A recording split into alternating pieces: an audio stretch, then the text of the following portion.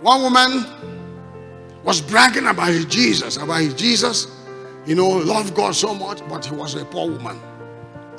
So he was poor and begging, praying. So a rich man was told about the plight of this woman. The rich man said, well, let me just give him something. He sent his driver with a pickup load of goods. He said, when you get there, tell the woman that this food came from Satan. Since your Jesus could not give you food, I, serving Satan, have brought food to you. So the messenger delivered the food. And then he asked the woman, Madam, but you have not asked me who sent these things to you. He said, my dear, when God hears prayer and wants to answer it, he can send Satan to go and do it.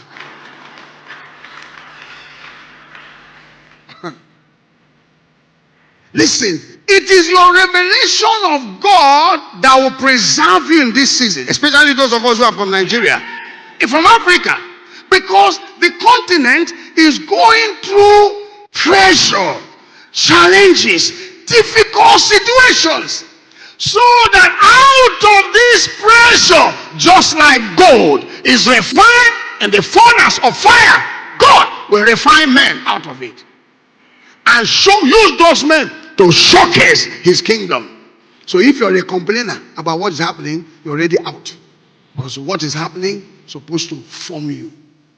It's supposed to take your heart away from men, because men will fail, and turn to God as your ultimate. Then he draws you closer and closer and closer. When he is done, you turn around. You can speak like Elisha. You can speak like Elijah. You can speak a word. Situations will change. God will give us wisdom to solve certain economic situations. He'll give us understanding to make food available.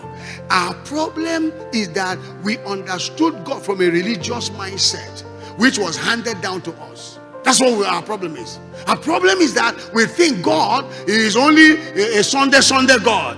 Our problem is that when we read the Bible, we fail to realize that those prophets, many of them were businessmen.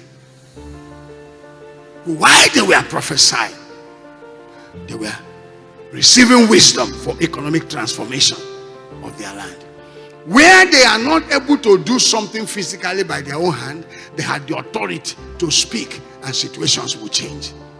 Jesus was not the first person that fed people with little. No, Elisha did it. So in the economy of the kingdom, there is a technology of abundance that looks after people in the days of famine. It says, in the days of famine you shall laugh. When men are cast down, you shall say there's a lifting up. My dear, stop looking at the collapsing economy. Put your eyes on the economy of heaven. And let's learn the skill. Let's learn the discipline. Let's catch the revelation that help us to begin to operate. Jesus said, you are in the world. You are not of the world. Don't be too much of Nigeria. Pray for Nigeria. But don't be overwhelmed to the point where you are now losing your faith. You're becoming faithless. You're becoming hopeless. You're looking like, where are we going? Are we going to do this work?